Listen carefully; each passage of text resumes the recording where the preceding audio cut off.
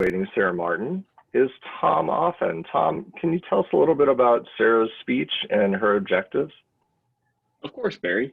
Today, Sarah isn't really speaking from a pathway, but she is focusing today on effective use of body language and really using body language to enhance the quality of her speech. Speech length is 5 to 7 minutes, and be looking for exactly that. Back to you, Barry. All right, thanks, Tom. Sarah has The Art of Saying Goodbye as her speech title. And the art of saying goodbye is sort of a tongue-in-cheek phrase, as if there were really an art to saying goodbye, like any true artist knows. Not that Sarah claims to be one, but maybe she is. The way a piece begins to inhabit its shape generally happens after a lot of mess. Rarely does the process follow an orderly, systematic, predictable path. With her speech, please welcome Sarah.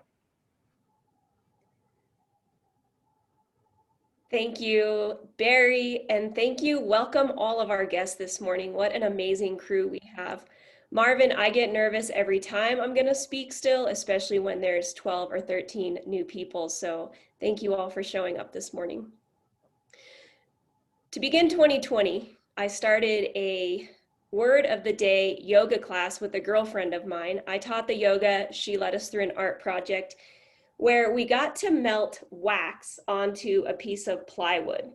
And so through this layering practice, created the word of the year, our word of the year, and I chose the word courage. Courage comes from the Latin word coere, which means of the heart. And this felt like a perfect word for me because I knew already I was going to be leaving Wounded Warrior Project. I knew I was going to be stepping into my own coaching and consulting, and I already had a part-time job established at Starbucks in order to be able to have benefits. Then, COVID hit. Everything changed and took a gigantic timeout. Today, I'm going to be talking about how I came to find Toastmasters, what has changed in the past year, and what some of those unexpected goodbyes were. I joined Toastmasters because I have the intention of wanting to be a professional speaker. So there's not a better way to practice than practicing, and this crew has turned out to be an amazing opportunity to practice not only the speaking piece, which is what I signed up for, but the evaluation piece, the small pieces that you get to do, like the timers report, joke of the day, tip of the day. All of these aspects add up to make this to be a much more well-rounded experience than I had ever anticipated it would be. Giving evaluations, table topics are my favorite. So the intention of wanting to practice speaking certainly manifested and has come full force. Getting to speak today in front of new people, I love it. I'm super appreciative. But how things unexpectedly started to change this past year. Obviously, we're all in lockdown, so our social interactions changed tremendously. I probably know more people's faces on this screen than I know with any of the people I work with, because it turns out I haven't seen anybody from here down in the past year. So I can see people's eyes, but I actually recognize your faces. I've recognized a few faces at Starbucks, in fact. But I knew Starbucks was going to go away. That was never an intention to stay. I wasn't super committed to coaching consulting, meaning I didn't have a very clear out picturing of it. But in December, I was at Starbucks. Scheels had been being built. Dan, I know you haven't noticed the 220,000 square foot building yet, but you will one day. Scheels has been going up for the past year. It is a massive structure. It's super exciting to watch it come around. I was working the drive-through and then I was working the cafe bar. And the store manager at Starbucks for Scheels had come through multiple times. I didn't know he was the store manager, or they call it store leader. I was just practicing my general Starbucks chit chat. How you doing? Oh, I see you're wearing a Sitka vest. Are you a hunter? What do you hunt? Right? Just little questions.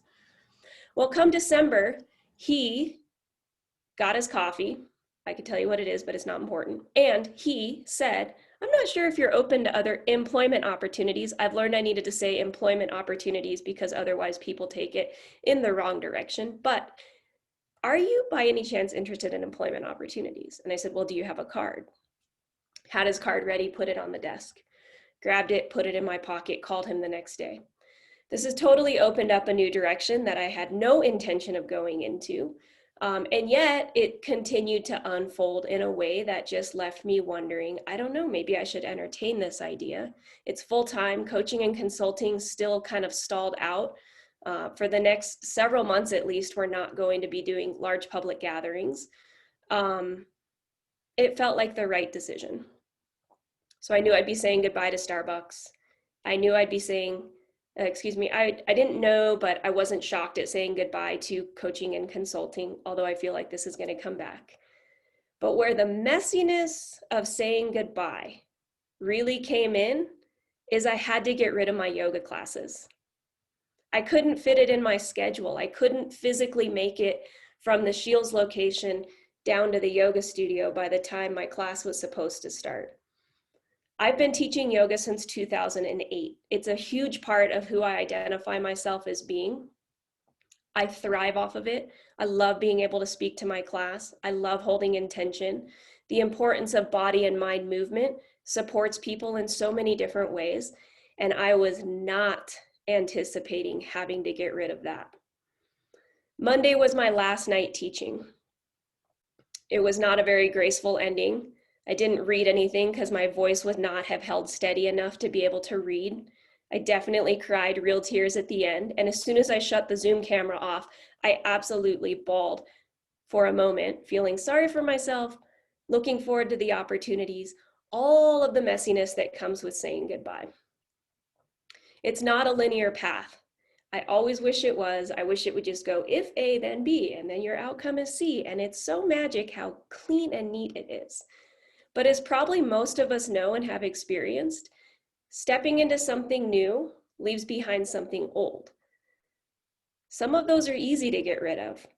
But for me, it's those unexpected surprises that catch me off guard and make the art of saying goodbye far less steady and way more uncomfortable. I read a piece this morning from Mark Nepo. It's one of his daily quotes, and it's just one sentence out of it that really caught my attention. And he says, when each decision feels like the end, you must believe that the question is a beginning. So as you step into this next opportunity, as I step into this next opportunity, I'm recognizing that what feels like such a sad end, and it's messy, and it's not at all feeling like a complete shape of art. My hope and intention is that I can lean more into the questions, enjoy the process of all the mess, and continue on the path of learning how to say goodbye with hopefully a little bit more grace, but perhaps it's just going to be messy like a real artist that I may or may not be. Thank you. Wow, great job, Sarah.